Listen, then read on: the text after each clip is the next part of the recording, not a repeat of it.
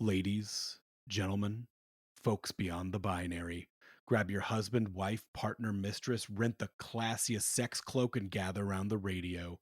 It's time for this week's meeting of the Erotic Thriller Club. Not rude or crude, he's always tastefully nude. In this hardcore world, he's a softcore dude. His antithesis, mysterious and dangerous. And oh yes, they've got all the sexiest movies out on VHS. So if you're fatally attracted to the racier stuff, erotic film club. Basically, instinctively crave the salacious. Erotic Film Club. If you want a racy movie and you're too classy for smut, Erotic Film Club. We can watch them and discuss them all ad nauseam.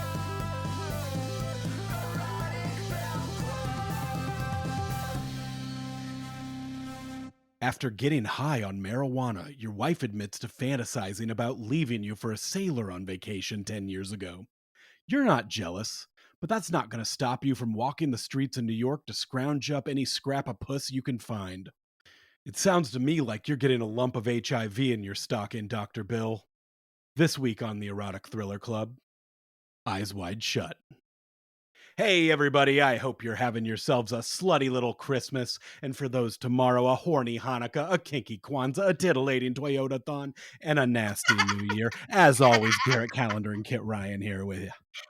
And this is where we answer the genre's three most important questions. Was I aroused? Was I thrilled? And would I ruin my life for this person? And as a special holiday bonus, did it put you in the holiday spirit? So, Garrett, what a nice little gift you've given me this year. Yeah, we actually knew 1 year ago, because I think we're coming up January will be the 1 year anniversary of us doing this show, and Oh when we my gosh! started in January, one of the first things we said was, well, obviously, when we hit Christmas, we're doing Eyes Wide Shut. I And didn't here we realize it was are. going to be actual Christmas Day that we dropped this Just bomb lucked on out that everybody. way. This beautiful gift comes right down the chimney for everybody. I had never seen this movie before watching it for this, so this was all very exciting. This was not what I expected the movie to be about. Which But nobody was expecting this in 1999 either because of the vague promotional material. yeah, I get the feeling that like the trailer showed it as being, here are these two hot people from movies that you like because they're hot, and now you're gonna see them be all slutty and sexy together, and then they're really not. I don't know. Yeah, the trailer really is just the Chris Isaac song and clips of vague sexiness, but not even the most iconic bits of the movie, which are the masks. You don't even see that in the trailer. It is just 1 minute of really the main thing is Cruise, Kidman, a film by Stanley Kubrick. Because at this point, What Kubrick else could hadn't you made a want? yeah, he hadn't made a movie since 1987.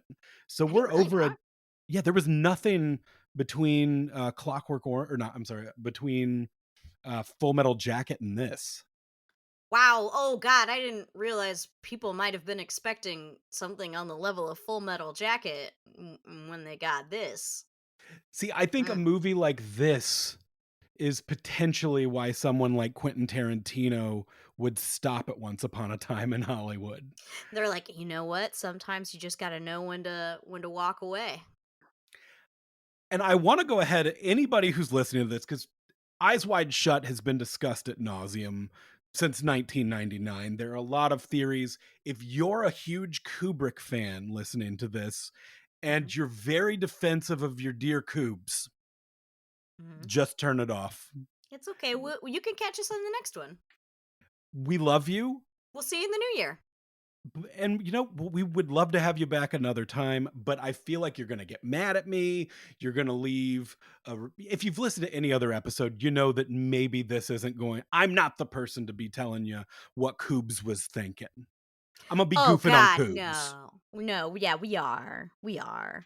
I have some thoughts for Mr. Kubrick and his thoughts about women. That's all I can really make a hazard a guess at. Um, but yeah, no, this is not going to be a particularly reverential sort of treatment here that we're giving to this film. Which it's funny, like, it is I mean, I guess it's an erotic thriller, it's Coob's version of an erotic thriller, and I wouldn't People ex die, people have sex, and people die. I don't know what more you need for it to be an erotic thriller. yeah, I don't know, this I think I need somebody who is more sexual.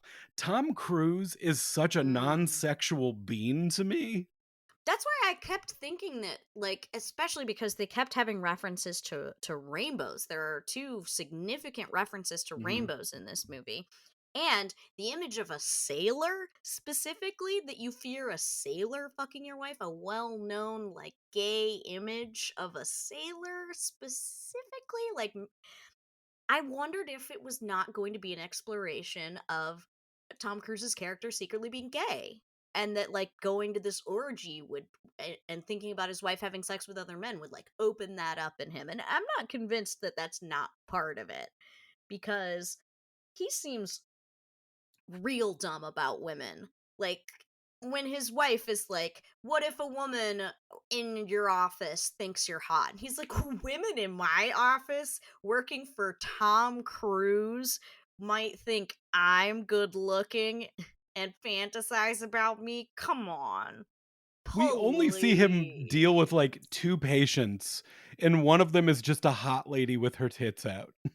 One of them was an old guy with a leg that needed help, and one of them was a little kid that he asked if he was looking forward to Christmas. He sees a wide variety of patients, but yes, there is no reason why that woman needed to have her gown completely off for him to listen to her heart. He wasn't even doing a breast cancer check. He was This just listening to her heart. this character is such a dickhead. I hate him so, so much. But I do Same. you brought up the Navy man, the seaman, Mhm. Mhm. the Mhm. Navy boy. Um, Literally right before we were going to start recording today, this happened, Kit. Top Gun star Tom Cruise becomes a military hero in real life, says CNN. So as I Okay. scroll down, he went to a naval ceremony in London, the place of filming Mhm. this. The whole movie Mhm. filmed in London, where he basically got a medal for military propaganda movies for making real good. Honestly, he does make excellent military propaganda. Not gonna lie. Like, the man should, sure, why not get a medal for helping the old US of A with its recruitment. To be honest, I mean, every time he flies a plane, enrollment does go up. So Oh, that's worth a little absolutely. something. It's just funny that he has to go to the place where his wife wanted to fuck the sailor. Yeah, that is too bad. But everybody saw that people like somebody dies in Top Gun. People die. And you still want to join? Yeah, but the main characters don't. And you're the main character in your story, Kit. Oh, that's a really good point. Everyone thinks of themselves as being the Tom Cruise of their own life. So All right, so let's give a quick plot rundown because we're not going to go scene by scene by with this. Let's just give too like the fucking basic in long to case do you that. haven't seen. It's too fucking long to do that. Let's give in case people haven't seen it though. The short and nasty version, the quick and dirty of the plot of this movie. Nicole Kidman and Tom Cruise are married. They have a kid together. Uh, they're going to a party. He is a doctor to rich people. He makes like house calls and stuff.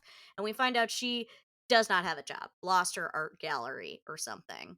And she dances with a rich Hungarian man. The Meanwhile, he worst gets hit man, on by worse two than Tom models. Cruise. He introduces himself to her by stealing her drink and downing it, which is not that would not work on me. I'm just saying. If I Um, see a tall, pretty lady, I want to drink her saliva. I get where the Hungarian's coming from, but and if she's not gonna make out with you, you got to make do with what you can get, and what you can get is her glass of champagne. as good as a kiss. Absolutely. So, Tom Cruise is being led away by some models who seem way too interested in him, and he seems really unsure of like, where are we going, guys? Two pretty And young gals trying to work Tom into a threesome very early into this movie. absolutely. And next thing you know, oh no, main guy who's throwing the party, his name is Ziegler, says, I Played by need you to come Sidney Pollack, upstairs. director of Tootsie. Yes.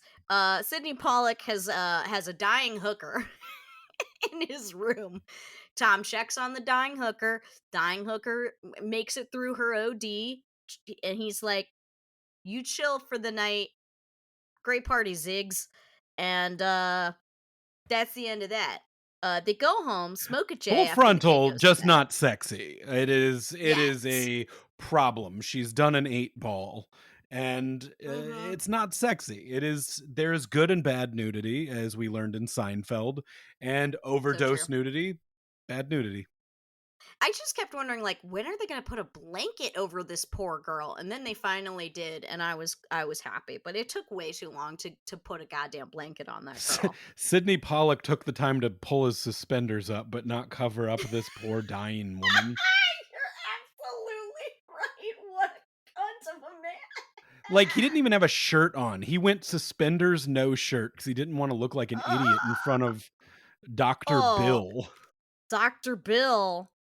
Okay, so they're smoking a J after the kid goes to bed, and Nicole starts asking about the two girls at the party. And he's like, well, what about the guy you were dancing with at the party? They get into the weirdest, worst argument ever. It is a war games argument. The only way to win was not to play, because she's like, "Would you fuck those girls if I weren't married to you?" And he's like, "Well, obviously, yes, but I wouldn't fuck them because I love you." And for some reason, I wouldn't fuck them because I love you is the wrong answer, which I did not think was the wrong answer. But she is infuriated at the idea that, like, what if you weren't married to me, you would have sex with other women, beautiful women? Eject, hit the eject button. You got to get out of this thing. And then from there, it goes to, "You're telling me This, men only wanna fuck me because 'cause I'm pretty?" He is in an yeah. unwinnable fight right now. Yes, she gets jealous of the women he's checking for breast cancer. You get the feeling this woman has Mhm. been cooped up for too long. She has let her imagination run wild, and it's a problem. So, then they discuss that, like, she's mad that he's never jealous of her, which is weird because she also, like, doesn't want him to be, like, control. It doesn't matter. Point is, He's he's not like, jealous. he's not jealous enough of her, and she's She like, "Well, you're fixes that. sure of your." He's like, he's like, "Well, you're not gonna cheat on me. I'm not gonna cheat on you." And she's like, "Well, you're sure of yourself." And he's like, "No, I'm sure of you," which I thought was extremely sweet. Like, I'm sure of you that you would not cheat on me because I trust and love you, and I'm sure that our love is so strong that we would never cheat on each other. Is a very sweet thing to say, and instead she laughs at him. I mean, I know she's high, but come on, girl. She laughs real hard. And then proceeds to tell him a very long story about how she kind of really, really wanted to fuck a sailor one time. Yes, and it is the longest, most boring monologue of all time where, I don't know, uh, Basically, she wanted to fuck a sailor, and she she didn't wanted to fuck the fuck a sailor, sailor the but one time. She didn't fuck the sailor. She did have sex with her husband, Tom Cruise, while thinking about the thinking about sailor, the though. sailor. And that makes Tom Cruise look very sad, like someone ran over his cat sad in terms of how sad he is. Tommy C really hitting us with hilarious facials this whole movie. This guy, like, I have a book for my child. It's about emotions starring the Incredible Oh, Hulk, and each oh, that's nice. page has a photo of the Incredible Hulk with a different emotion and a mirror, and you have to match that. We could Oh, cute. easily make an Eyes Wide Shut one, but most of them are shame. When Tommy gets Horror. horny, he looks like this. Can you can you make the same face as Tommy C? Yes, you can.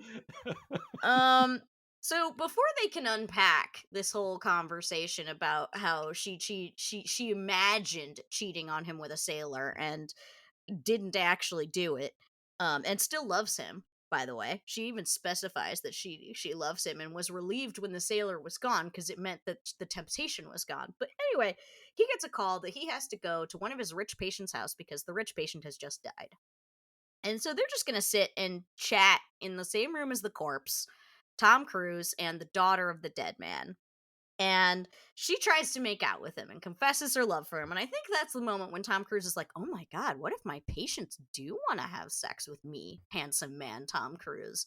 Well, I had no idea. All this time I could have been getting laid. Woman who he is with here that is like wanting to kiss him, her husband or boyfriend, whatever, is Greg from Dharma and Greg, which is a real treat. They definitely styled him to look like a discount Tom Cruise. Like she had chosen a Mm, boyfriend who would look like her dad's doctor. And it's really funny because Tom Cruise is like, I taller. don't think, yeah, it's Tom Cruise, but taller. I don't think we've had a single conversation about anything other than your father. And she responds with, I love you. I love you so I love much. you so much because you look like Tom Cruise. This is the first of Tom Cruise just pussy keeps falling in this man's lap for Of the course it first does. He looks like hour of Tom this movie. Cruise. What do you like? It shouldn't, it's not hard. It comes from where you least expect it, though. This, he seemed like real pump the brakes. I'm not interested. Your dead Mm dad is hmm. Mm looking hmm. at me. I You're haven't even in. put the pennies to heaven in his eyes yet. If he had said to her in that moment, like, let's push your dad off the bed and have sex right here, right now, would she have said yes? She would have said yes, Yeah, absolutely. that's my question is do you think she would have shoved her own dead father out of the bed to have sex with Tom Cruise? Yes. Yes. She would have. Like she was in a horned up craze for Mm. this really, really handsome man. Yeah, yeah, fair enough. Uh, We split. sure. Get the fuck out of there. So we're Yeah, I love this. It is just walking down the street. It is he's just a just lot of walking. He Tom took a Cruise cab there. He doesn't need to walk anywhere in particular. He's just walking. This is the busiest night any single human has had since 1999. I honestly kept being like, "Wait, that happened the same night? Wait, that happened yesterday? That no, come on, that can't I all was out have of happened breath. in it's a lot." And I love it this. Him it was around this time though that I thought that like, is this movie originally written about people who are not Tom Cruise and Nicole Kidman levels of good looking? Because like the way he doesn't seem to understand that women want to have sex with him, and the way neither of them have apparently ever thought about their partner having sex with someone else or fantasizing about having sex with someone else, it definitely made me think that that maybe these people aren't supposed to be this ridiculously good looking. Like you can put glasses on Nicole Kidman, but she's still smoking hot. so you are correct with that. Oh, I am. Yeah, Haha! so I this knew this it. is based off a book from the '60s, and it kind of seemed like this was almost a little bit of Kubrick's like Great White Whale. Like he wants to do this, but he can't figure out how to Ah, do it. And it there were a lot of versions of it over the years. There was a point when this was written as a comedy to star incorrect. Woody Allen. 1926, not 60s, I'm sorry, he 20s. got the rights to the book in the '60s. Oh. Okay, the Um, movie makes a lot more sense if I imagine these people are in the 1920s because my wife can have fantasies about having sex with men. It makes a lot more sense in the 1920s. did you hear who I said this was supposed to star? No, I'm sorry, I missed that part. Woody Allen. It was Mhm. supposed to be more of a comedy. It was written and it went through a lot of different versions, but once it finally got to the point of where it was and that Warner Brothers was going to make it, they were going to do it. Warner Brothers obviously wanted to do it with big movie stars, and his first choice was Harrison Ford, which Even that, he's too handsome for this, but it's a little better. so to give the audience a little backstory on this movie, because honestly, I think the making of this movie is so much more interesting than the movie itself. basically, Kubrick has always set records for the most number of takes it's ever taken to get through a scene. Like, he abused poor Shelley Duvall in The Oh Shining, god, yes. setting the record. This movie has the world record for the longest it's ever taken to film a movie. Like, this movie No. started filming What in about 1990. Boyhood? I mean, no, because it's consecutive. They never stopped filming. Oh. This Oh. movie filmed for 15 straight months. They started in 1996 and didn't finish until 1998. And when What? Tom Cruise and Nicole Kidman had to sign on, whatever actor signed on had to sign an open-ended contract that you will be in this movie until it is done, no matter how long that is. Okay, it's suddenly making a lot more sense that Alan Cumming has that teeny tiny role as just a receptionist at a hotel because I was like, isn't he way too big of an actor to be? But if this thing started filming way back then, he wasn't a huge star at that point. Wouldn't have even done Romeo and Michelle yet. So I'm trying to think because at that point, I did watch an interview with him where he did say that basically they were looking for a popular gay actor of the time. And like Interesting that they anyone want a wants, gay in particular. That's another way in which they are trying to. And oh my god, I just remembered that all those guys attack Tom Cruise and call him the F slur. Like, this movie is absolutely about Tom Cruise being gay, right? Like, there's no way in hell Stanley Kubrick didn't know that there have been rumors about Tom Cruise being gay for forever, but right? just a quick thing about the timeline of this being Mm, made. mhm, mhm. 2 actors dropped out that had filmed a ton of shit because so many things were being refilmed as they go. Like, they were just in a constant state. Like, a 10-minute scene of dialogue in this would take 3 weeks to film. Oh, Like, they would just be doing it Christ. over and over and over. Ugh. So, Harvey Keitel originally played the Sidney Pollack part, but You know, I can see basically that. what happened is he got fired. And I watched an interview with Harvey Keitel, and he said, "Kubrick is a genius. Mhm. But and he said, "You never wanna get fired from a movie, but I was fired from that movie because I don't let people talk to me the way he talked to me." And he said, "No one should be talked to that way." Oh, I would believe it. The other actor was Jennifer Jason Leigh, who played the daughter of the, deceased man, who she had already filmed her shit.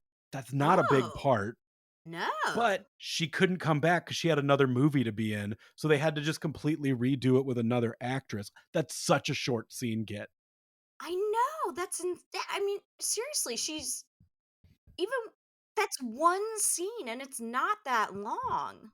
They were in England so long filming this movie that as Tom and Nicole's children grew up, they had by the time they left, they had British accents. Stop it. Like, this movie, Tom Cruise said he worked on it for 3 straight years. And this is what you got from it, huh? This is the movie that took and here's my theory of what happened because there's so many theories with this movie. A Mhm. lot of people think 20 minutes have been cut from the movie, and there are clues to things that have been cut throughout Mm. it. And a big thing is a whole subplot of a pedophilia ring. Yeah, What? yeah. And That would so, make a lot more sense of actually like how upset he is at the end of the movie. Like, yes, there's a seems couple scenes. devastated in a couple different parts, and it's not Mhm. clear why he's so upset. It makes sense when he thinks his friend's been killed. It makes sense when he sees that that girl is dead, but like, I'll tell you a couple of them as we get to them here in a little bit.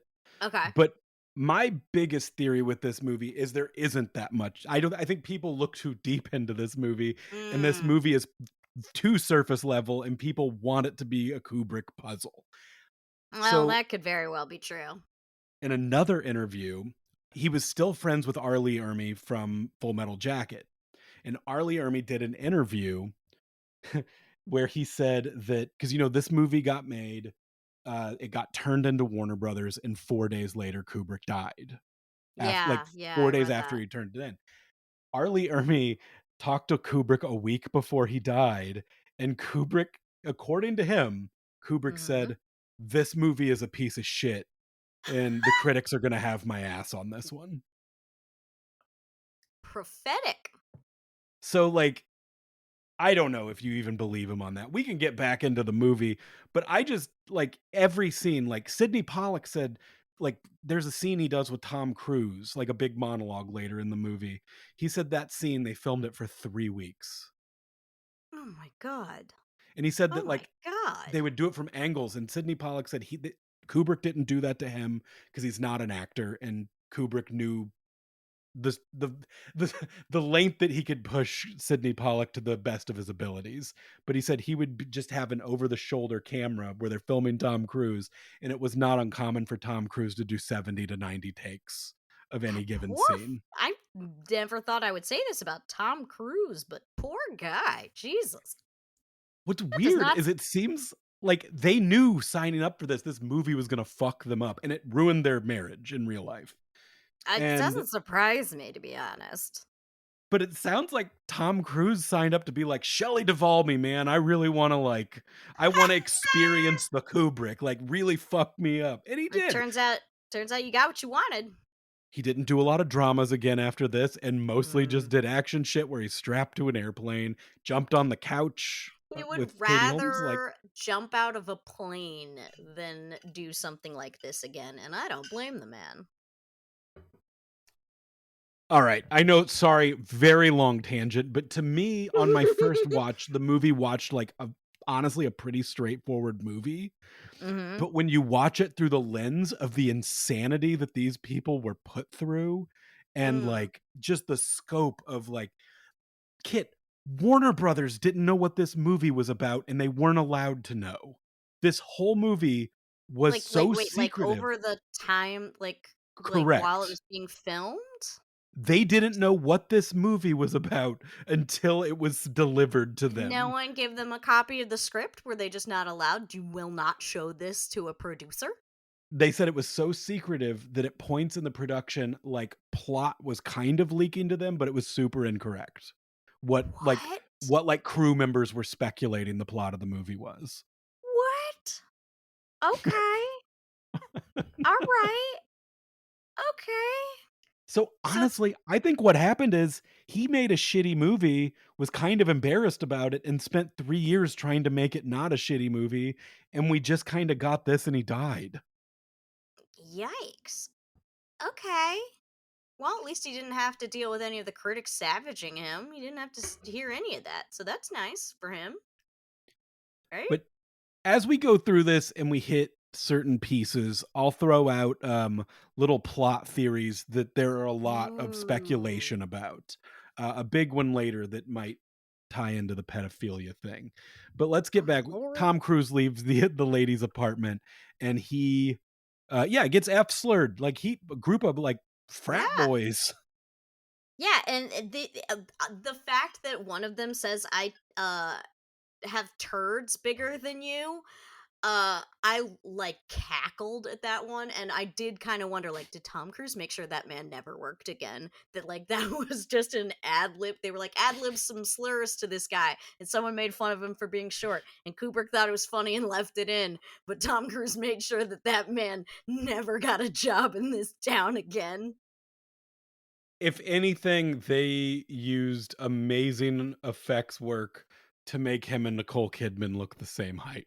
You can tell that it's a little complicated, that sometimes It the does, yeah. effect is not perfect. Uh They had an yeah, easier time with Elijah Wood hanging out with Gandalf at a they table than absolutely did. it's a hell of a lot of forced perspective in this movie. And so when they're like standing still, it's mostly okay, but when they try to walk next to each other, there's definitely some issues. Uh okay, so he's walking aimlessly, and he gets picked up by a hooker, and she brings him back to her place, and she's like he's like, I guess we need to talk about money, and she's like, yeah, well, it depends on what you want. Well, what do you recommend? because he wants the chef's special, I guess, for the hooker, I It's one guess. of those where, like, you have something in mind, but you don't really wanna say out loud because Mm. it's like, I wouldn't wanna say anything sexual to the girl from Hocus Pocus, Is you know? that She's wearing George's hat from Seinfeld, the big puffy, like, Russian head thing, like, they g Mhm. it's this is I don't know, they're in a dirty apartment. He is, like he's It's a pretty excited cramped New about it, York though. apartment. You can tell he's a little uncomfortable in there at first. He's not used to being in a poor person place. He's not House, used to being in yeah. a super rich person's place either. He And then thought he was. he thought he was. He thought he was cool with it. He thought he could fit in at this party where he knows no one because he is not rich enough to know these people. Tell And you this, Nicole you don't Kidman drive to rightly, Downton Abbey in a cab. yeah, yeah, basically. And Nicole Kidman right away is like she needs to get drunk at that party they were at. She knew that she was not going to fit in with these people at all, and that the only reason that man was talking to her is because he thought she was one of the hors d'oeuvres. Like he thought she was one of the models or something. So, Why did you he's dance with him? He drank my saliva. he drank my saliva. I think that makes us soul bonded We're now. courting now. So he's kissing the hooker, and Nicole calls. And so I now he's love kissed two women who are not his wife tonight, and he ain't done for the night. So, yes, he did fall into pussy again. He did kiss this time. He kissed back. The first time, he actively does not kiss. He has fish lips for that He woman. takes It is a actually an long offense. time to pull away, though. The shot, though, his lips are just like, they're uncomfortable. I'll Ugh, give him, like, that's if his fair. wife saw it, she'd be like, you get a pass on that one. Going That up one to was the not your hooker's fault. apartment is harder to deal Mm-hmm. with. Mm-hmm.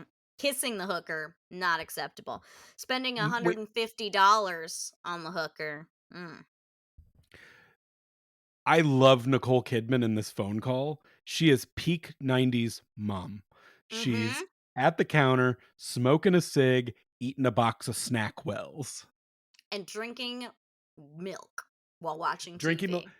Did your mom drink or eat Snackwells growing up? They were diet No. cookies, basically. No. My mom Oh, went man. full on cookies or no cookies at all. Oh, man. We had diet cookies all over the house. Well, That was such a 90s delight that I don't even know if by 99 those still existed. So that was like very much that was in the 96 part of the filming. yeah, they tried to reshoot that part, but they couldn't get the same snack wells.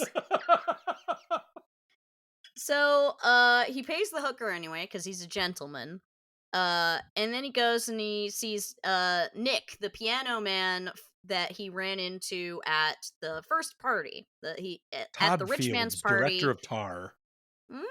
Yes, he had at the party recognized that the piano man was a guy he went to med school with, who had then dropped out of med school to become a piano man, and he stops by this jazz club to see Nick the piano man, and misses his set entirely. Gets to hear like 6 bars of a song, and then Nick tells him, "Well, I got another gig tonight." And he's like, "It's really late. Where are you going?" And he's like, "Well, I play the piano for mystery gigs where I'm blindfolded."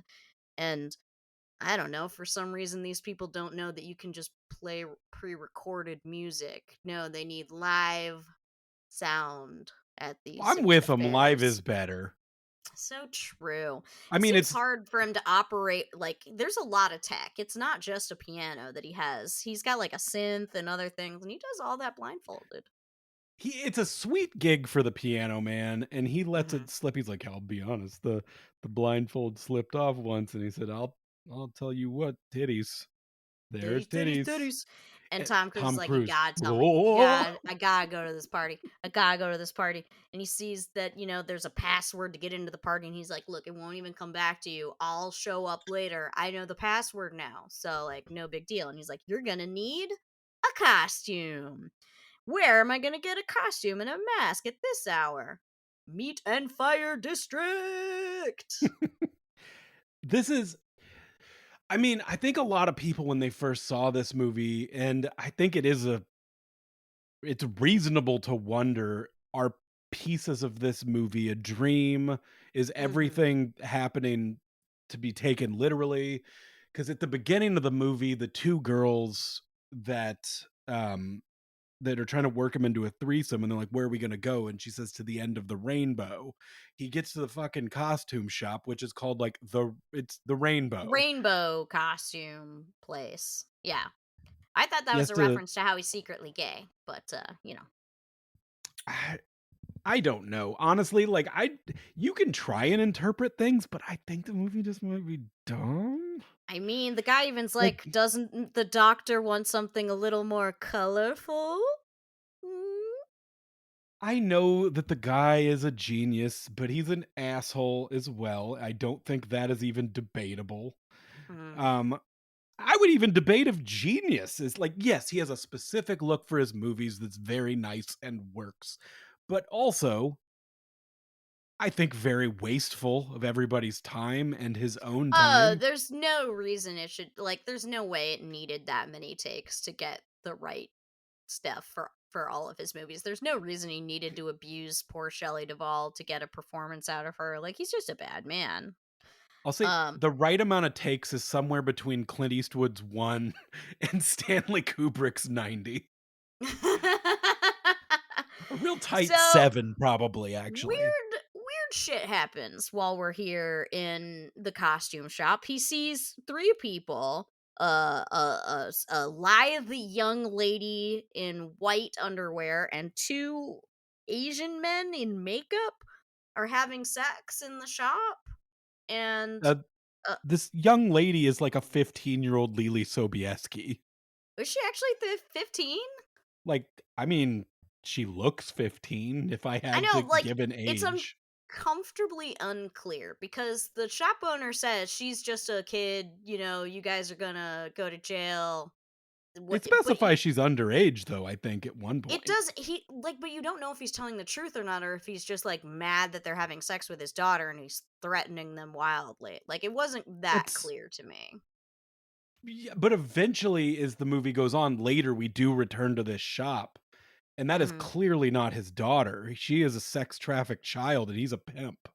How do you know he's not sex trafficking his own kid? Hmm? I mean, I guess that's possible too, Hmm? but it's certainly a sex trafficking situation, and he Also, is if she very is, Russian, and she has 0 accent. she doesn't talk like at all, She which could. does. She absolutely does, and just has an American accent in the second Well, time she we was see her. raised here, so, she was raised Fucking here, she Tom was raised Cruise's with me. kids got British accents. I don't know. You think hanging out with a guy with that thick of a Russian accent isn't gonna rub off on you a little? If I I don't listen to know, a and guy with a she's got Philly this, accent too long for an hour, I have it.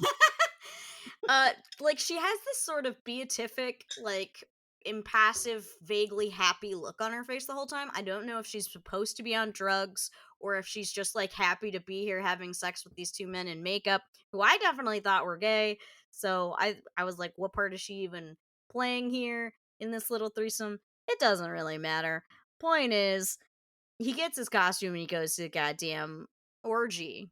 Get to the goddamn orgy already. Um, This and scene is so bizarre, yeah, but not necessarily for the reasons that it should be. go on.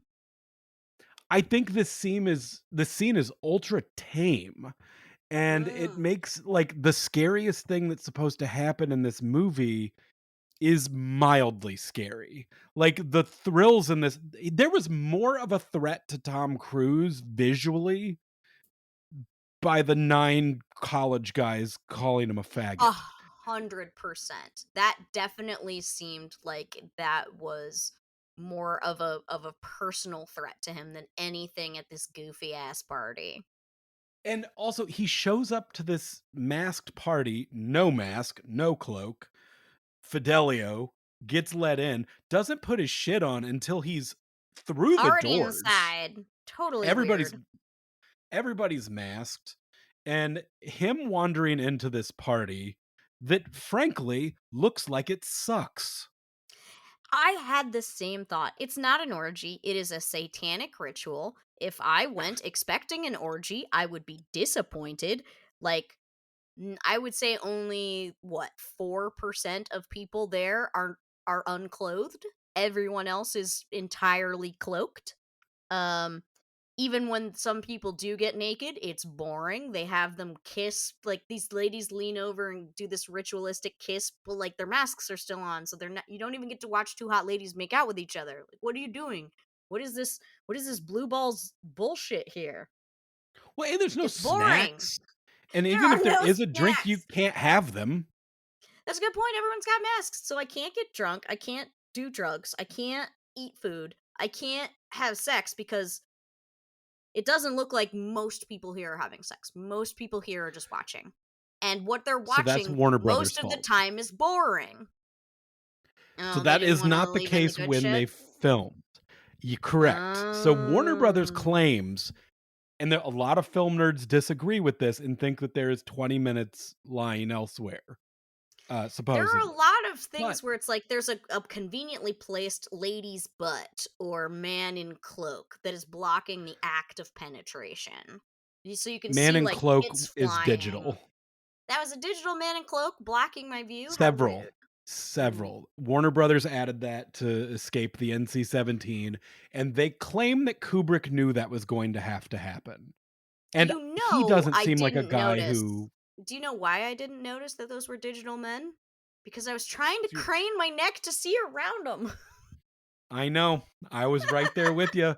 And I'll say, those ladies' faces had ecstasy on them, what I could see through the Hmm. mask. They seemed like they were enjoying themselves. I Could don't you know enjoy how. There's not even water at this place. You're gonna get so dehydrated. I don't think I wouldn't fare well at an orgy. Okay, I would fare fine at an orgy. This is a I know you satanic would. ritual. I'm not going to do well at a satanic ritual. I don't even like going to regular church. There's a lot of boring ceremonial stuff. And this is just worse church because there's nowhere to sit. You have 100% nailed it because that is true. People will go to satanic church thinking this is probably going to be pretty hyped up. It's going to be Hmm. fun. They're going to play Slayer. They They're don't. gonna It play is regular Slayer. sermons. They're gonna sacrifice a goat, Not even and like Satan has draw a beliefs are pentagram. pretty Mm-mm. tame, just like Satan's god, kind of. Ugh, It's so like this party boring. fucking sucks, and I hate that he's Bored. there, and I hate that he's talking like a mystery man in a noir now. Uh-huh. Also, I hate that, like, okay, so we later learn that these women are hookers, obviously. Most of the women here are hookers, and they are here to be the playthings of the extremely rich elites who are all here masked. I do not believe for a 1 second that someone was hiring an array of prostitutes to serve as a buffet at their satanic orgy, and they decided what we want are all identical women. They all have to be tall, rail thin, generous but not too big boobs, white. They all have to be the same. Like, no one wanted a single girl that didn't look like that. I was like, if this is a secret society, it is a secret white supremacist society because this is the most lily white thing I've ever seen. And not even the hired hookers are allowed to be anything other than pasty pale and rail thin. Well, obviously, like, yeah, they are racist, but I wouldn't say like a Charlottesville racism. Like, they're not. Oh, do tell, what type of racism are we looking at here? Old Southern racism, fancy I've plantations? No, if it was plantation racism, then we would have had black hookers. I have plenty of black friends. Racist is kind of. Oh, I just don't want them at my fancy boy orgy. They're not good enough for my fancy orgy. Well, also, we don't know like who the leader of this is. Like, I'm sure there's people there who have secret preferences that aren't getting fulfilled, but Which also is all like the more reason why this party sucks. There's no Doritos and there's no chicks that are anything of the varietals you might be interested. I'm sorry, do you like a girl with piercings or tattoos? Too bad. Do you like a girl with a little more heft, a little more meat on her bones, more to love? Can't have that. So sorry. Kit, if I go to a restaurant, I'm never once going to order sliders, but if I Mhm. go to a party, I will partake in them because they are available and free. Yes, but this party served only sliders and nothing else. Yeah, and you're gonna try one and see if you like it. Like, And if what I the don't, fuck? too Maybe the fucking slider bad. has good personality. I don't Okay, know. but like if I don't like the slider, there's nothing else at the party, not even water.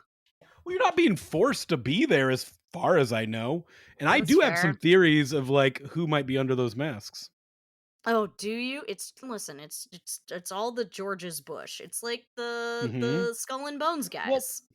so you do have to think about it this way. We are outside right outside of New York at some hidden Downton Abbey, somewhere between 96 and 99. Mhm. Who's gonna be there? Rudy Giuliani is probably there. Absolutely, There is 100%. a Trump there. Carson Mhm. Daly from MTV is Mhm. probably there. Mhm. Mhm. I don't know. Um, He might not be cool enough. I are don't feel you like he can kidding keep me? secrets. Get the fuck out of here. Late 90s, Carson Daly was the coolest. He was in New York. He's getting invited Mm-mm. to the orgy, and I No, bet those were his type. I don't think he was getting invited to the orgy because I don't think the other fancy rich white men want him there. I think he's too lowbrow for their tastes. I think He that would want to rich white jazz people up the still like party. celebrities. They do, but you can't tell. It's not like you can tell everybody you got to party with Carson Daly because you don't know he's there. Everyone's in masks. Yeah, but you can talk to your other secret society brothers like, "Wasn't it fucking cool Jim Carrey was at our fuck party?" I mean, I didn't You see don't him, but know I he saw was his at your dick. fuck party. No, you don't know you saw his dick. You saw someone's dick and you thought, "Well, I wonder if that's Jim Carrey's." How did I know it was his? Because he said smoking, okay? He said smoking. No, here's the thing: they can't invite A-list Hollywood actors for the Are you most kidding me? part. This is a Diddy Nup, nup, nup, party. nup, It bup, bup, went bup, on Diddy because parties went on for 20 years. Hollywood people would have made it a more fun party. Hollywood people would have demanded that there be snacks, booze, drugs. They would not have just been willing to stand around in robes chanting while someone swings around the smoke thing from church. Absolutely not. They would not stand for that. They want a pool. They want a DJ, not a guy with a piano plonking stupid, Romanian chanting. And absolutely not. This party is not cool enough for Hollywood. It has to be old, sad, white, rich people who would not get invited to cool Hollywood parties.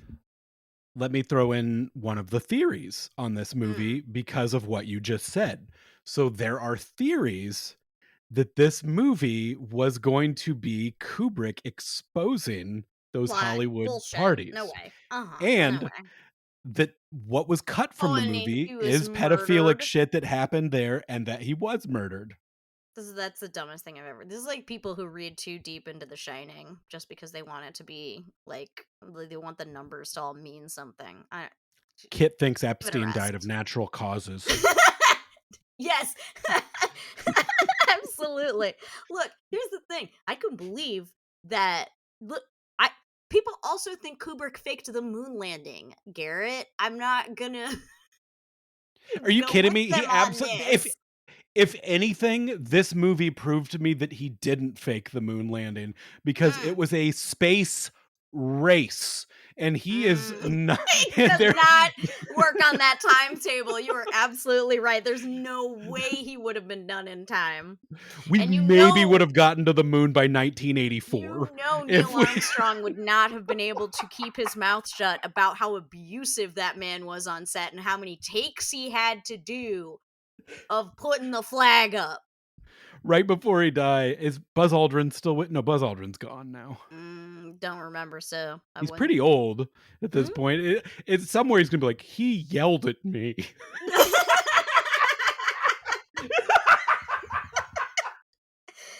There's no way he would have let the mistake of small step for man, one giant leap for mankind. No way Kubrick's letting that slide. Simply not. Well, he let it slide 187 times, actually more than Shelley Duvall.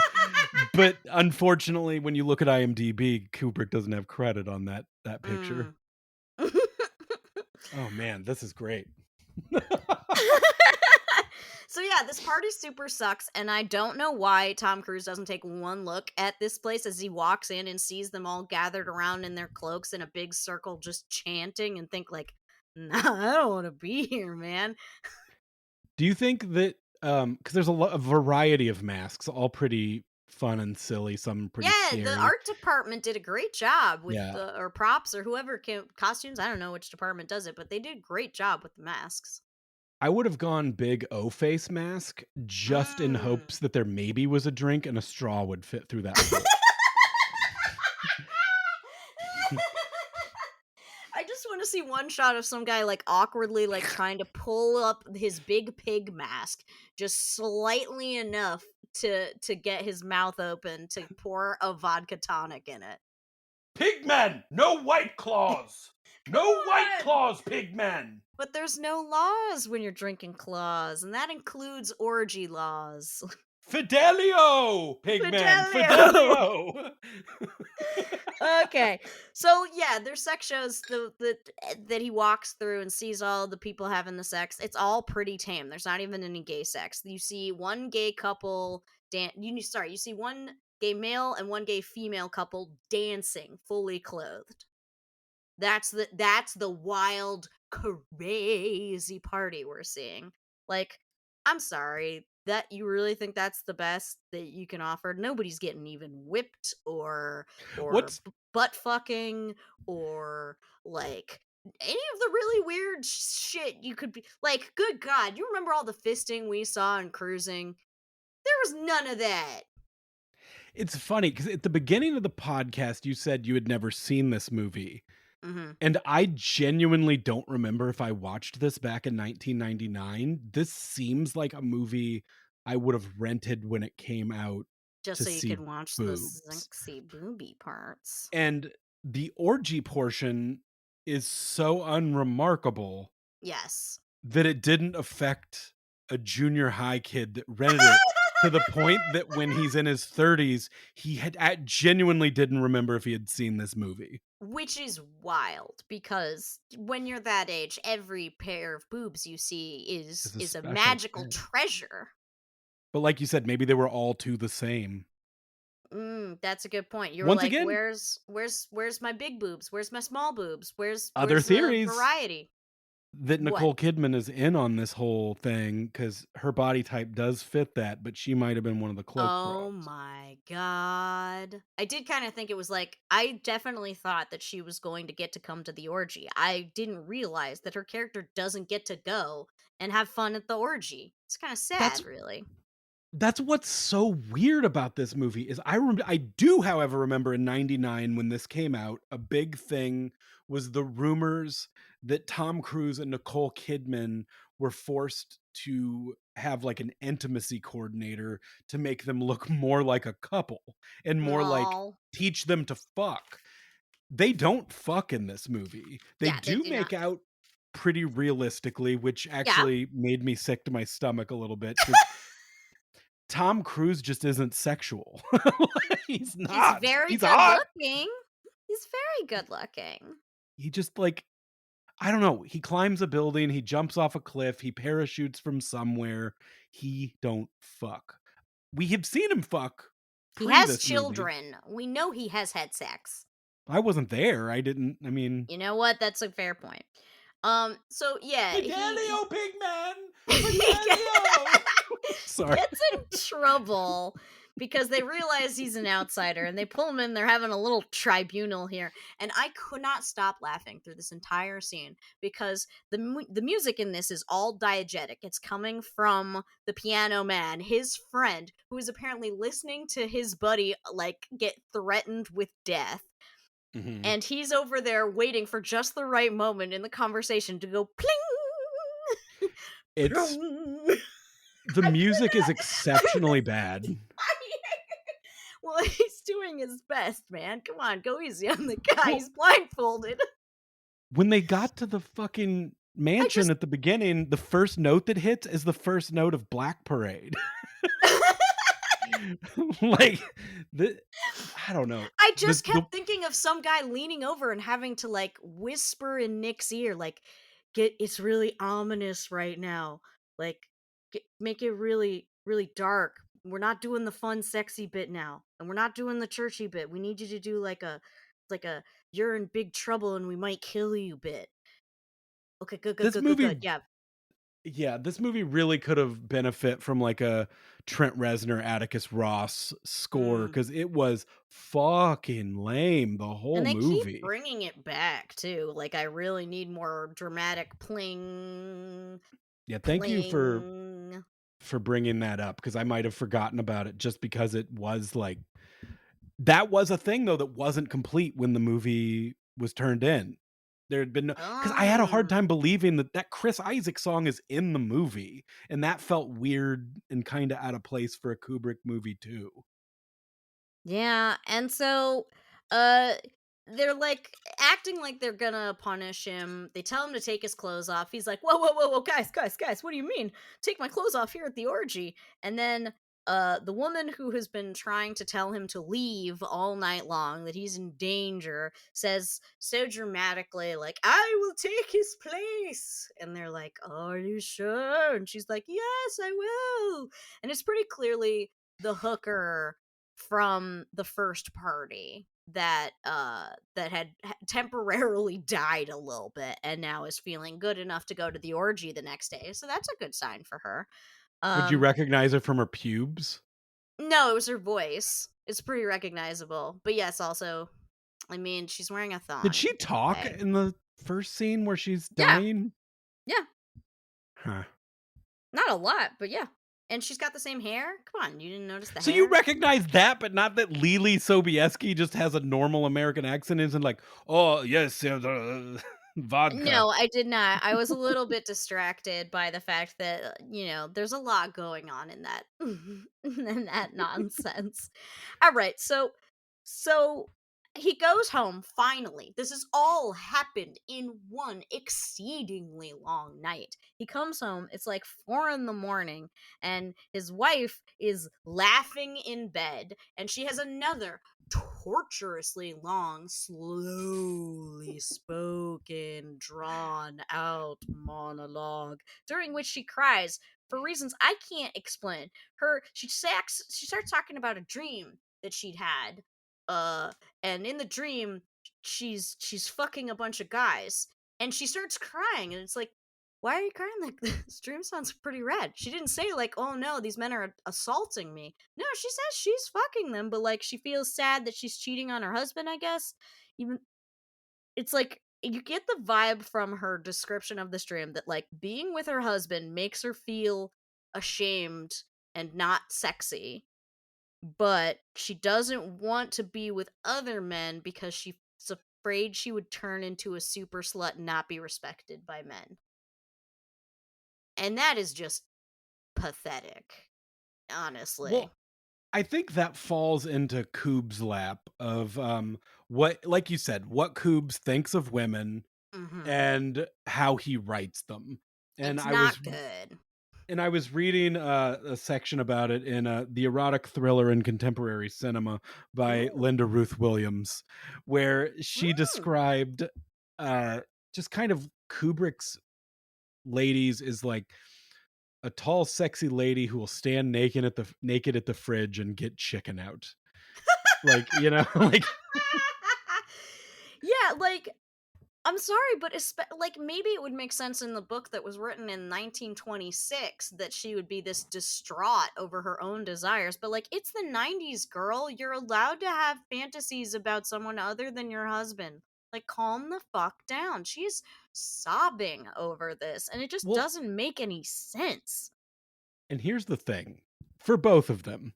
It Mhm. seems like at first she didn't wanna talk about this, and yes, he did say, "Tell me about your dream," but I don't think he meant it because it is No. 4 in the fucking morning. He He looks just like fell he's into falling pussy 3 asleep. times and got denied. This guy, like, he was gonna fuck that lady at the party, and the pig Mhm. man took it away. Mhm. Mhm. It's a shitty night. He couldn't even get it from the prostitute because he got cock blocked by his wife and her damn snack wells. So now he's gotta listen to his wife talk about how she fucked all these men, and she's In her weeping. dreams. In her She's weeping. But dreams. what's funny is Tom Cruise walked in, so he knows that it wasn't all bad because she was laughing like a crazy person. So as she's saying this, she's goes, and I was just fucking all these men. and I wanted to make fun of you and laugh in your face. So So I she's like, did. Oh, I um, laughed. oh, we do need to throw out one thing that has been happening throughout the movie so far that we didn't Mhm. mention yet. Tom Cruise keeps having flashes to an imaginary fantasy of her fucking the The sailor. sailor. Mhm, mhm. And So it I would drives him batty. He just like ever since she told him that she once thought about cheating on him once 10 years ago with a sailor, now he can't stop picturing her fucking this sailor. And it looks like she's having a great time. And it honestly, drives the him crazy. sexiest stuff in the movie Mhm. are these 5-second snippets that we get like 5 times throughout. Mhm. So, but I mean, 20 seconds of these, I would say even less. I would say there's probably 15 seconds of footage of her having sex with this sailor. So, Kit, those specific scenes of her fucking the Mhm. sailor, they filmed that for 1 whole week. And Tom Cruise was not allowed on set, Mhm. and she was not allowed to tell him about what happened during those Stanley filmings. Kubrick thought that that ruining their marriage in real life would help make the marriage look tense on screen, didn't he? He was just like, I He don't did. care what happens to these people's marriage as long as it makes my movie into a cinematic masterpiece. And boy, oh boy, did he sure get what he wanted: the dissolution of their marriage, not the cinematic Uh, masterpiece. he only worked with celebrities 3 times. Jack Hmm. Nicholson Worked out great. and these 2. That didn't work as well. Jack Nicholson isn't gonna let that shit happen. He seems like a Mm, guy like Harvey Keitel who probably isn't gonna put up with bullshit. Tom Cruise, however, he seems wanted like a it. guy who is begging for the bullshit. Which is honestly why I thought that sort of tribunal at the orgy was gonna end with them, like, taking his clothes off and Gang cane. raping him. No, I thought they were gonna cane him, like, he's been a naughty, naughty boy and he needs to be punished, and I thought he was gonna realize he liked it and then have to go home to his white bread, family and wife, and that would be the major conflict at the end of deciding if he can go back to his normal suburban life now that he's tasted that sweet, sweet S&M, no, that is not what happens. Instead, it's all way more boring than that. Cane is ween, pigman. Cane is ween. uh so yeah, he spends the next day going around trying to investigate what the hell just happened to him last night. He keeps pulling out his medical license like it's a fucking FBI badge everywhere he goes. He pulls it out for Dr. the Bill FBI. receptionist. Like, seriously, you at the costume shop, at the hotel, at the morgue, everywhere. He just keeps whipping it out like somehow this I've gives him license to be everywhere. I've never seen this in another movie ever. Never. Like, it isn't even that. I think it's the combination of he's so fucking sexy, and he Mhm. has a business card essentially in his wallet. It's nothing Mhm. impressive. Like, it is impressive that he's a doctor. I hope a Not good one because he's that he's a fucking impressive. idiot. Yeah, well, I mean, you see him working with all the patients, they seem pretty happy. I don't know. But like it's not that special. He seems to think that being a doctor gets him should get him access to a whole echelon of stuff that he doesn't actually have access to. He thinks he deserves to go to these fancy parties with all of these skull and bones types, and he doesn't. I'm sorry. I know that you're on the high end as far as doctors go because you work in New York and you have very rich clients. You go to their houses, but you're not one of them. And you should know that. And they make sure that this movie is actually a surprise, not about a marriage at all. It's about capitalism and how he doesn't deserve to be there. And they will not let him come into their special little club. Like, Nicole It's Kidman is it's barely in this capitalism, movie. pigman. It's capitalism. Buy the new iPhone, pigman. You are bourgeoisie, pigman. You cannot join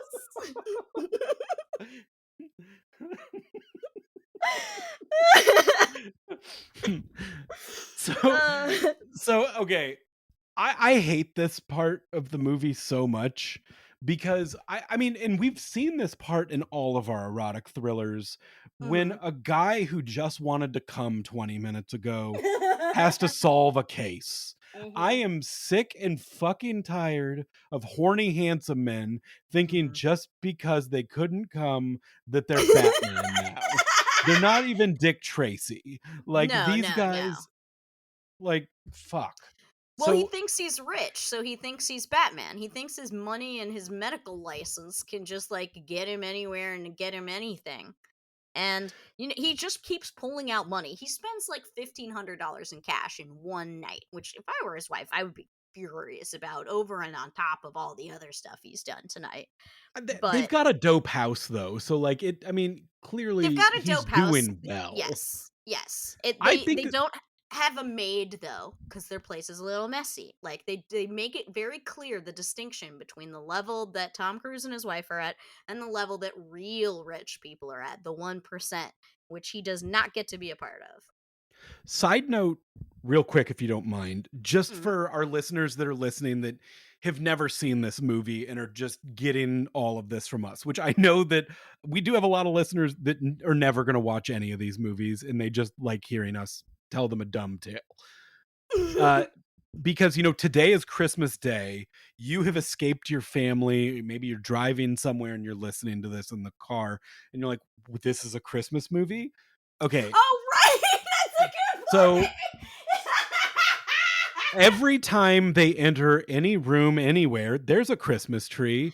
There's decorations about, Mhm. but the word Christmas is maybe uttered a total of 3 times throughout I this think, whole yeah, movie. mentions that they're going Christmas shopping at the end. I want to point out though that something I wrote right here is this production only had one string of Christmas lights because every tree has the exact same Christmas lights. Nobody has a tree that has all white lights, or nobody has a tree that has like just red or green lights. Nobody even has those weird little bubble ones. Like, the bubble ones. No, no, no. They all have the exact same lights. I think they may even be the exact same tree that they just hauled to a new location. Kit, I didn't notice that, but I did notice this, which plays into this. So Mhm. part of a Kubrick thing is like everything means something. His sets are like Ah, yes. meticulously decorated. If there are words written on a wall, they are there on purpose and meaningful. Mhm, mhm. However, you said you noticed that about the tree, which I did not. There is one decoration that is in multiple locations throughout this movie, and it is kind of shaped like a curly Q mustache with lights around it, and it hangs from ceilings. I've never seen this Oh, piece of, yeah. but it is in multiple locations. And now that you're saying this, I think Coobs was slipping. Mhm, I mhm. think like, how could you film that for 15 fucking months and not be like, we just used the curly Q mustache or like decoration in 5 scenes? They were so Like, careful to make sure that like there was such a variety of masks in the orgy scene, like such a delightful variety of masks. And then when it came to Christmas decorations, he was just like, everybody just pull out what you got in your attic, and like it's fine. It's just whatever. so the budget of this movie was 65 million, which isn't nothing, but when you stretch a 65 million budget out over 15 months, And sometimes you have to use your one set string of Christmas lights. Which I'm surprised considering these are old timey Christmas lights that they didn't have one bulb go out and the whole strand was ruined. so so after I'm going to skip a little bit here and get us to Alan basically as you Cumming! Don't well skip I Alan Cumming. we've got to skip it. It doesn't Fine, matter. Alan Cumming's there, he's adorable, it's fine. Nick might be dead, I don't know, it doesn't really matter. Yeah, I d Alan wrote Cumming was probably on set for 8 months filming his 2-minute scene. You see the costume guy again, he's whoring out whoever this girl is. I wrote, "So long, so bored." Uh No, but where I wanna get us is as he's Uh-huh. trying to solve this crime, we Yeah. end up at the gates of the mansion that we were at Mhm. earlier, and as he's standing there, a security camera looks at him, and an old, like, Alfred butler comes to hand him a Mhm. note, Yes. and this is where there are theories that this note is how they were able to get certain things out of the movie, but it also makes things not make as much sense for the rest of the movie. So he's handed a note through there, Okay. and basically the note is just a close up of gloves and a note. So that could have been changed very, very fucking Hmm. easily by It just Warner says Brothers. like, "Go, stop trying to investigate this and go home, you idiot." Like that's This basically is what the your note second says. warning. Yeah. Which, His first warning was so fucking threatening that if you talk to anybody, we're gonna butt fuck your family. yeah, Why would they give him a second warning? that's And what I was wondering. when he gets this second warning, he looks up and looks so disturbed through the gate. Hmm. The theory is that Oh this God. note may have been something about the pedophilia and something about taking their daughter. What? And Oh I my can back God! That they were threatening to take his kid? to take his kid for that pedophilia ring, which the theory of this does come with notes or does come with like basically receipts. Like the people who have this theory have reason to believe this. Really?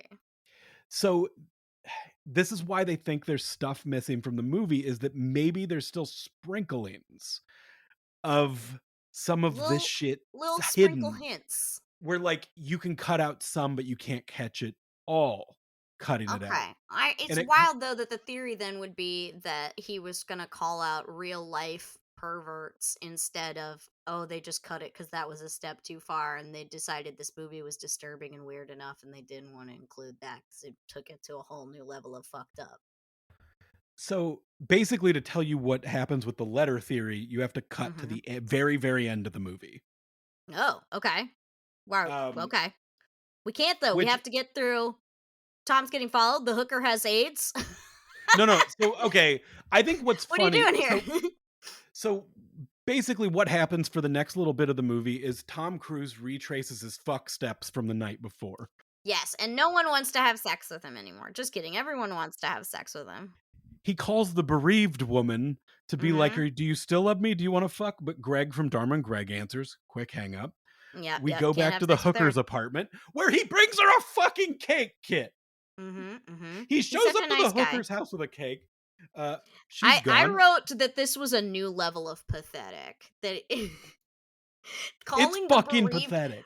calling the bereaved daughter who had kissed you on the night her father died is pathetic. Calling up the hooker and bringing her a gift, whole new level of pathetic. No, no, no. That is the most logical of the three fuck steps he's retracing. Why Really? would you start at the bereaved woman?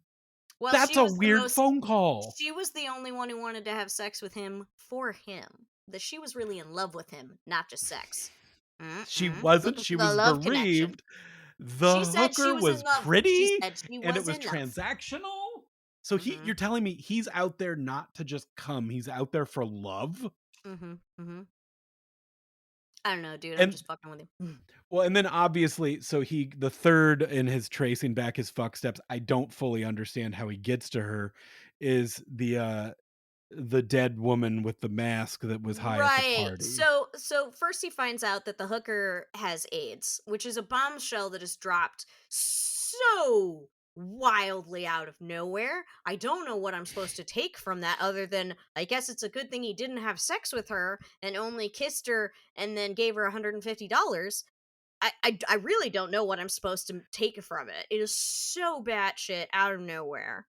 You've never seen a man wanna get out of an apartment faster So because fast. he had just been grabbing the woman with HIV's roommate's Yeah, titties. when he realized that he couldn't have sex with the hooker, he was because she's not there. He was like, "Well, I guess I'll have sex with her roommate because she seems pretty into me." And the roommate's like, "Look, I really do need to tell you something." He's like, "Uh I huh, sure, whatever. I want to grab your titties."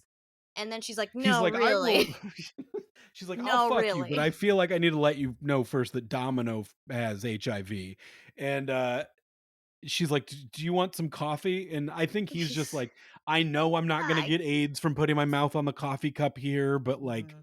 I might get AIDS or HIV. I'm here, you keep the cake." You keep the cake. I'm out.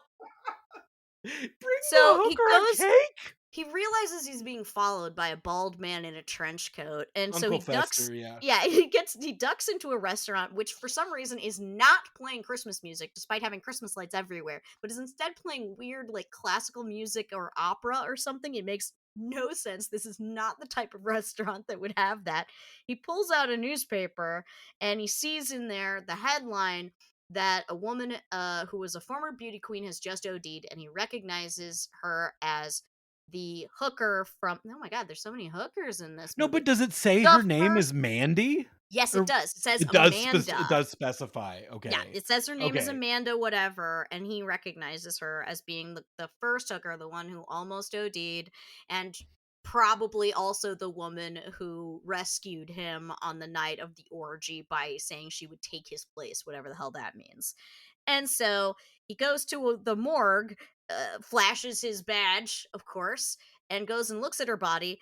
It is the weirdest shot of all time of him like slowly lowering his head closer and closer and closer down to the corpse, like so agonizingly slowly. I thought for sure he was going to kiss the corpse and it was going to be weird, and I hated every second of it. And then no, he just stops and looks sad and then pulls back up. Well, I thought it was weird that he out loud said, "Well, I guess she isn't gonna fuck me." I did not say Yes, he did. that. So yeah, Mandy OD'd for good this time, and then he ends up back. He gets a call from his main man, the guy who threw the very first party, Ziegler, the big boy, Sidney Pollock. Sidney Pollock, who's like, "Hey, come over, I want to talk to you." And he's like, This "Is it is the clap? Is it?" He's clearly thinking this dude has some genital herpes he needs checked out, but no, he's here for something else. and this is another one of those scenes that, like, yes, it is an important scene to the movie. It's what, 10 minutes long. They Hmm. shot this shit for like 3 weeks, and that's insane. I would die. It's I would just it's die. insane. Like, when you're I mean, I guess in this, like, he is kind of Shelley Duvall Tom Cruise as the movie goes on, and that Tom Cruise is becoming sadder and more insane. Yeah. But this scene where Sidney Pollock is basically like, "Tell me what you did last night." And Tom He's Cruise is like, like, "What?" I don't know what you're talking about, Victor." And his facial expressions get so bizarre as the scene Mm, goes on until he's basically about to fucking cry.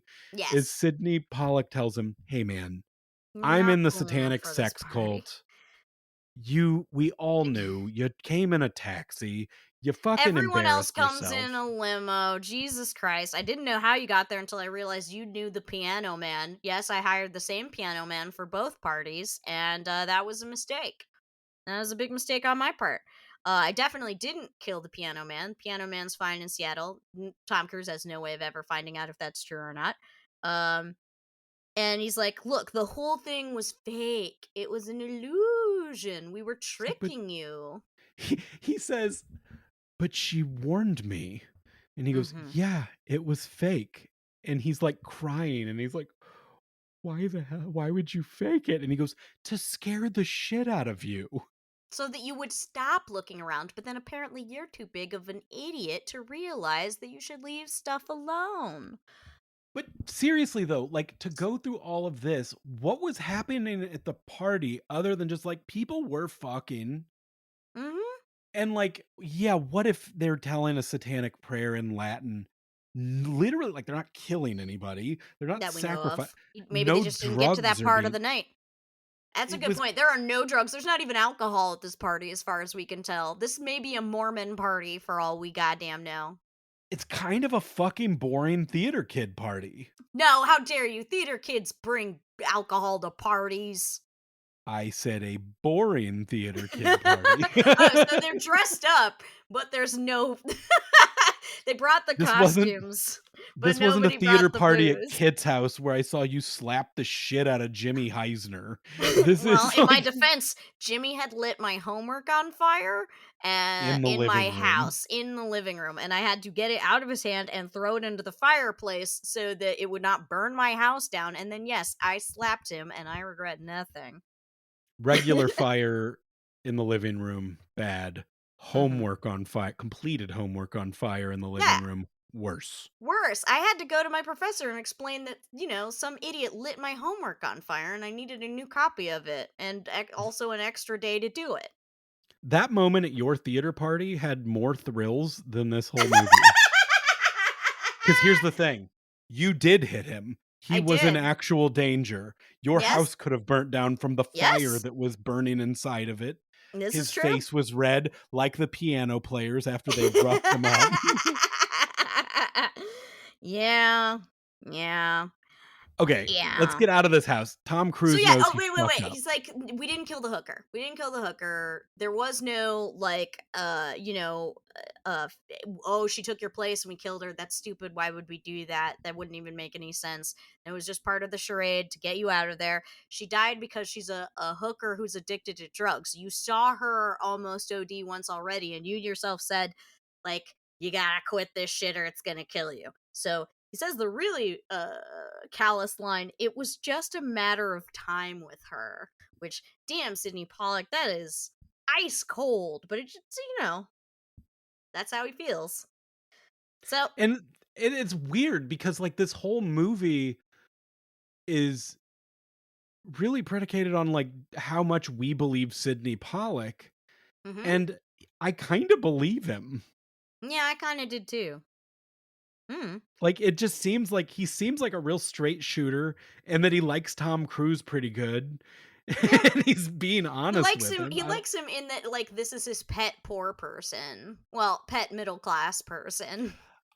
Okay, yes, so I will say, like, Tom Cruise seems rich and fancy until he's with all the rich and fancies, Yes. but throughout the movie, the weirdest thing about Tom Cruise to me hmm is he seems like a fancy man, but when he goes into an alcohol situation, he always goes for a beer. That's because deep down he's not actually that fancy. I agree. It's proof of the fact that he has low class roots. Can we gotta speed this up and All get right, all right. to Whip my pan. favorite His scene, which wife is is next. falling. He comes home again and once more. This has all been one long ass day, and he sees his wife is laying there with the mask on the pillow. I don't know what I'm supposed to take from that, but it's deeply symbolic, I bet. Um, he starts crying and he's like, "I'll tell you Can I everything." let me please. Oh, I hear absolutely after you, sir.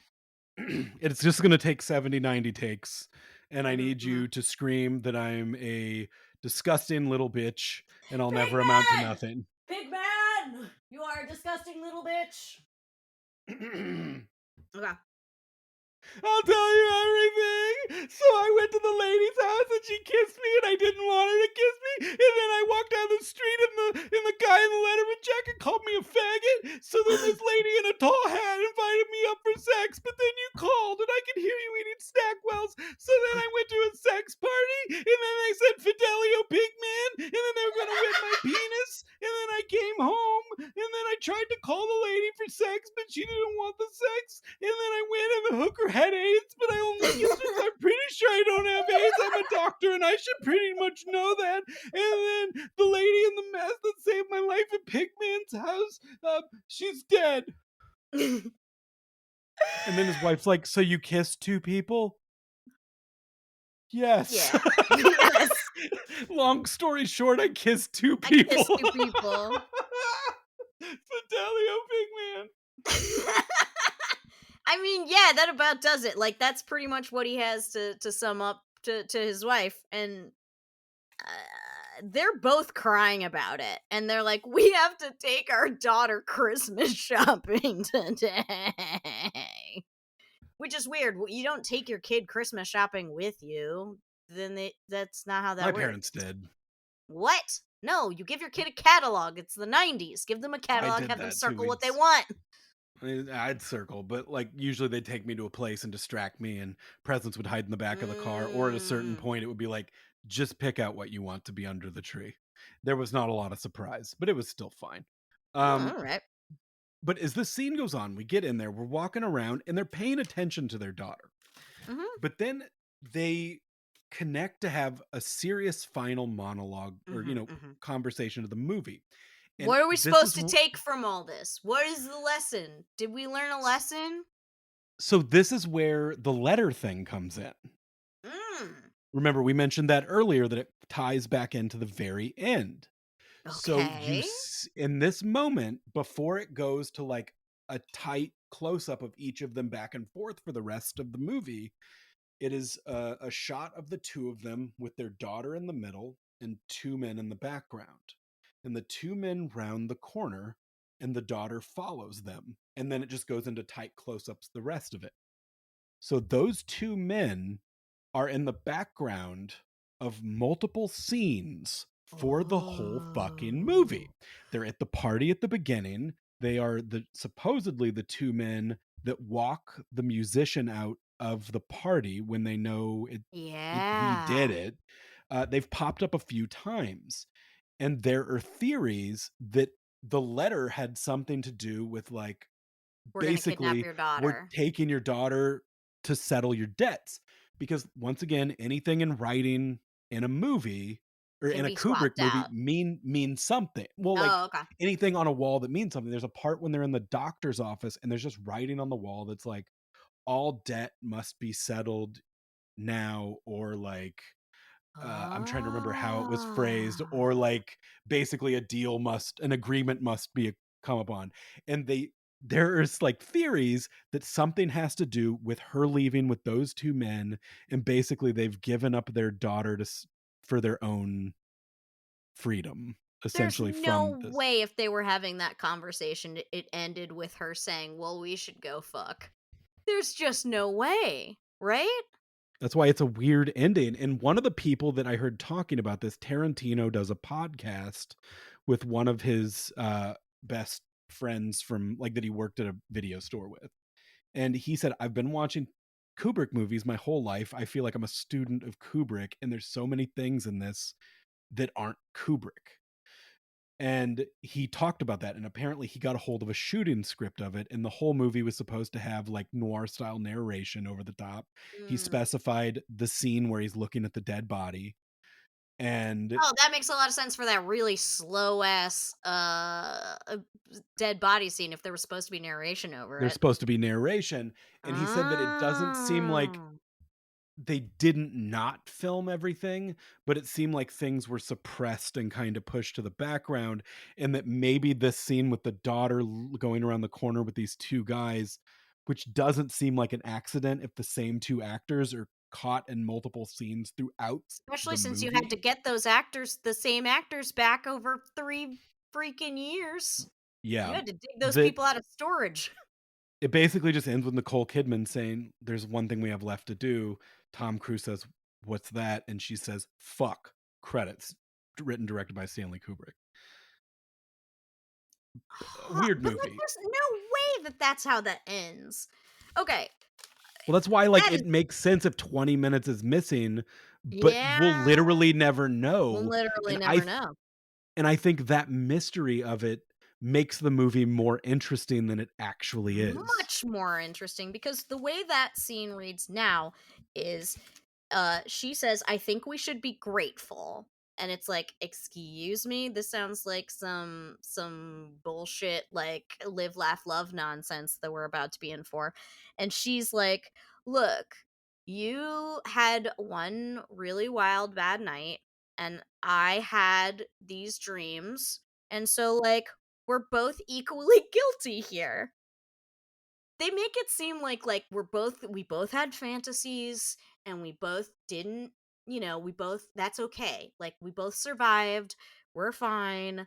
They do use the word survived, which now like has a little different tinge to it. But they do make it seem like their fantasies are and dreams are exactly the same.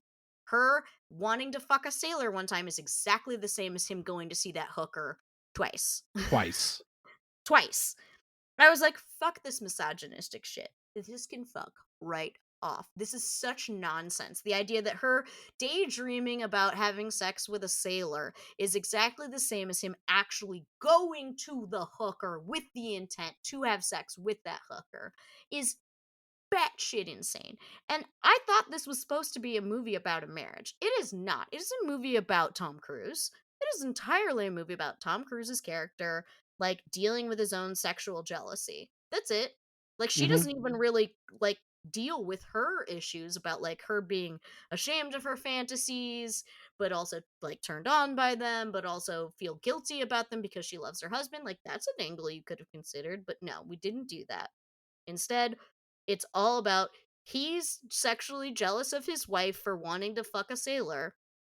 So he goes on a little Pee Wee's Big Adventure of almost cheating on her. And then he learns, I guess, at the end to be okay with the fact that they're both gonna occasionally want to fuck other people. It's like all of this is nonsense. Like what two people that good looking had never before considered the idea that other people might want to fuck their spouse and their spouse might want to fuck other people. Like, what world are they living in where nobody ever has a stray thought about like, wow, that lady's hot and I would fuck her if I weren't married. Like, that is so incomprehensible to you people. You don't live in I the real think it's world. actually healthy in a relationship. You can acknowledge another human is Yes. attractive because Well, sometimes you just pass some like what are we supposed to do? Sit there and watch a Sydney Sweeney movie and and I look at we her all boobies. know this is an attractive woman or like in this Yeah. movie Tom Cruise is I don't even think it's subjective. He is a sexy man. He Yeah. has a handsome face if you can look past the middle tooth. Well, Nicole Kidman is absolutely gorgeous. So, like, why are you guys getting so weird about this? Why can't it be like you were getting hit on and B, it came home to me, so that's hot, right? It's hot. I think it's hot when other people find your partner attractive because it means you made a good choice, right? Like, hey, I am fucking that. You want it, I have it. Good for me, right? Why couldn't you guys just like chill and be cool about it? These people have the worst communication skills and they also just do not seem like they are from the 90s at all. They have weird sexual mores where they seem to think women don't want sex and she's like, "No, women do want sex." And he's like, "What? But with me, right?" And she's like, "Sometimes not with you." And she's like, "What?" Anyway, it's a misogynistic piece of shit and it annoyed me. But I like your version better where apparently they sold their child into slavery.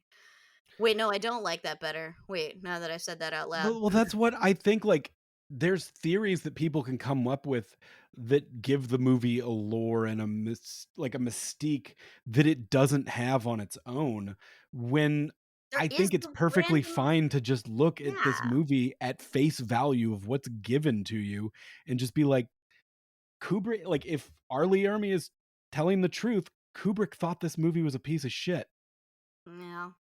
and Yeah? I don't know, I liked it on my first watch. Why? The It's second boring. watch I don't know that I did think it was boring. I was, like, kind of because it's like watching a Kubrick movie where you're trying to, like, solve a Rubik's Cube in your head of what's he hiding for me.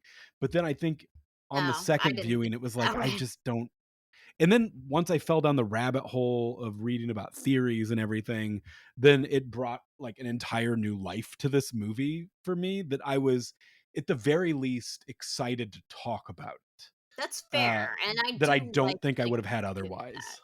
Yeah, because now, like, oh my god, the scene where the guy might be pimping out his daughter from a costume shop, like, that is Mhm. oh, maybe that's, like, Tom Cruise thinking about, like, "Oh god, my kid could end up in the same situation," you know? Like, it's way more interesting if you think about it that way, but it probably isn't true. It's probably just kind of a shitty movie that did well. I mean, it made a lot of money. It's good. It Huh? did well. It made its money Oh, back. yeah. Why don't we see any Tom Cruise naked? I don't think we even see his butt. That is disappointing. All we see is him shirtless. We didn't even Absolutely. really talk about like the movie. The first shot is just this iconic shot from the movie of Nicole Kidman taking her clothes off. Nicole Kidman essentially goes full frontal, and you see her having pretty awesome sex. Let's get into Oh, but the yeah, let's do the thing. So, Garrett, scale of 1 to 5, were you aroused? Nicole Kidman is a gorgeous lady, but Mhm, there's mhm. 2 hours and 40 minutes of movie that isn't Nicole Kidman. She is what, in 15 minutes total of this movie, maybe Mhm. 20 minutes if we're being generous. Uh, the flashbacks to her with the sailor were Hell really yeah. sexy. I'd love to see that week of footage because in interviews she said it was downright pornographic what they shot. Oh, come on. Why can't Um, we watch that? that sounds like a better Come movie. on. I don't Uh, understand, Lee. You released the so wrong movie. I'm going low on this one. This is like a Mm, 1, maybe a low 2, but yeah. any of the points that come to it are all Nicole. It's all Nicole. Yeah, she's doing all the heavy lifting. And most other nudity you see is like what the dead hooker. That's not gonna make me feel aroused. So it's When really they all pulled her out, Nicole. they did jiggle a little bit They though. did jingle a little bit. Oh boy. Yeah, I'm with you. I'm gonna give it a 1.5, I think, I because I think Nicole that's basically Kidman, what I gave it, yeah. yeah, Nicole Kidman is giving it her all. She's gorgeous. Highly recommend if you want to just go watch those scenes. But everything else is not very sexy. I'm sorry. Were you thrilled, Garrett? No, nearly a Mm, 0. yeah. Like, I never felt in danger for him. I wish I did, because he's Yeah. unlikable. I would have liked him to have experienced something, but it's a whole movie of him experiencing it's like him walking to the edge of maybe there's danger, but then they're Mm. like, there wasn't." And, like, they fully explain essentially, like, "It could have been bad for you," But then at but the end, they're like, no, it wasn't. You were never in any real danger. Obviously, nothing bad ever happened to anyone. Nick wasn't in danger. The hookers died on her own because of a really sad life that she lives. And you should feel sad about that. But like, nobody was ever in any danger. the I was like, winner oh, of, MTV's Who Wants to Be a VJ contest, Jesse Camp, was actually Pigman and was gonna cane his ween, and that didn't happen, so if that had happened, if we had felt like there was actually the possibility of his ween being caned, then, this may have been a lot more exciting. Yeah, I'm going to put so it yeah, at a 0. oh, point You can 0.5. go I'll give 1. it Okay, point 0.5. fair. Just because he does do a lot of running around and flashing his badge, and that That's counts. yeah, I might try that. See if you can get your Yeah. mom's. Right? Yeah, like my mom carries her medical license in a wallet. That's the dumbest thing I've ever heard. You Um, never know when you're gonna need it. Yeah, apparently, it comes in handy in all kinds of situations. So, yeah, no, point 0.5. Maybe when I thought Nick had been murdered, that seemed kind of like, oh shit, but yeah. So, would you ruin your life for who are we even ruining our lives for here? Yeah, like, There's no this other is woman. The hooker? Tom Cruise is just ruining his life for the He's sake of it. just ruining his life for the sake of it. You're right. Like what? He the bereaved daughter, one of many hookers. Like, there is no Like, other woman. he There's kind no of other Mr. man for Beaned her. himself out of AIDS. It was like Mr. Yeah. Bean tripped and fell down the stairs and missed getting AIDS on accident. Yes, Like, it he was did. Wait, what about the sailor? Garrett, would you ruin your life to go have sex with that sailor like Nicole Kidman wanted to? he gave her quite the fingering in one of those 5-second scenes, and That's if anything, true. honestly, really the sailor is Mhm. I think Tom Cruise doesn't know that this wasn't fake since it broke up his marriage in real life, and now he is in the Navy so that he can go beat the shit out of this fictitious sailor. Yeah, I mean, So, yeah, maybe Nicole Kidman should have, in fact, ruined her life in the movie by going off with the sailor like she dreamed about doing. Maybe that's what the real problem is that she should have ruined her life by leaving him and not getting involved in all this mess to begin with. but even she is not like a fleshed out character who is Character. she's very annoying. Yeah, Like she's I a you're harpy. She's a harridan. She asks him that question about like, would you have sex with those women? And there is no correct answer. He gives the correct answer, and she shuts it down. like this is what she does when she's high, when you're supposed to be having fun. Fun? This is her at her most fun or Oh god. crying. But like at the same Fidelio, big man, Fidelio. I feel bad for her because she clearly has like a life that is unfulfilled that she is never allowed to discover more about. Like that is not going to be explored. She's going to live a life of quiet desperation until the end of her days. I hope she ruins her life. I want her to go find a sailor and go have sex with that sailor. Do not stay with Tom Cruise. Kit, ask me the most disappointing question now. I know. Garrett, did this movie put you in the holiday spirit? Not even a little. No. Like, all you hear for years, and you see, like, all of our cool art house theaters showing 35 millimeter prints of this movie around Mhm. Christmas every year. This ain't a Christmas movie, folks. Like, yes, Mm-mm. it is Christmas adjacent in that there's trees.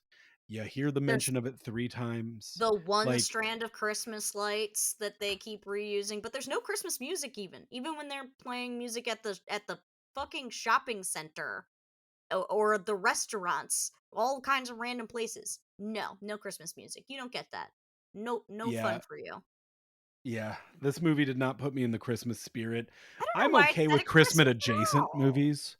Like, I'm okay with adjacent in a movie. I don't think that that's wrong. I think it does, like, I like to watch Christmas adjacent movies around Christmas because, like, you don't wanna watch this shit in July. It's a Mm. winter setting, so No this one is the wants time to of the watch year a to marriage watch it. dissolve in July. You're right. That is the worst time of year for your marriage to fall apart. Kids out of school. It's hot out. No, what are we talking about? Like hot it being hot out while you cheat on your wife is or husband is like a classic trope. It is supposed to be that the sweat is dripping off of you in New Orleans. You can dissolve your marriage in summertime. I don't know why this one had to be at Christmas time. Maybe to give it more of the sense of family, so that you really feel like what he's gonna lose here. I don't know. I don't get it. All I got was a hooker with AIDS, or I'm sorry, HIV, different thing. Yeah, yeah, yeah, yeah. Mm. And a pig Alright, mask. everybody. Don't forget the pig mask. Merry Christmas. Mhm. Happy Hanukkah, happy Kwanzaa, happy Toyotathon, happy, all the Merry things I said at the Chrysler. beginning. Merry Chrysler. Yeah. Happy Honda Hey, days. hit our shop and get a, Fidelio Pigman shirt off our Do merch page. do not have that, but maybe Not we yet, but should. I feel like I need a Wet Your Snails, I need a Fidelio Pigman, I need I'd wear it. Shake This you is for naked and me. eat you alive. Oh yeah, I think it is just for you at this point. But you know what? We love y'all. Make sure you like, subscribe, tell your friends. The more the merrier, especially around this beautiful holiday season. The sluttiest of Christmases. Hope you had yourself a horny holidays. I hope there was something sexy under the tree for you. In junior high, my friend Kyle, his brother, gave him a pocket pussy for Christmas, wrapped it, put it under the tree, so he unwrapped it in front of his entire family. Wow. I hope something like that happened to you, but not as weird. Maybe your weird uncle gave it to you. I No, don't that's know. worse. That's worse. That you made it worse, Garrett. You made It it got worse. worse. It got worse. It got worse. Okay. Hey, hey, Fidelio Pigman. All right. Hey, thank you for listening. I hope you had yourself a slutty little Christmas. Fidelio Pigman, sweat you snails. We want to shake you naked and eat you alive.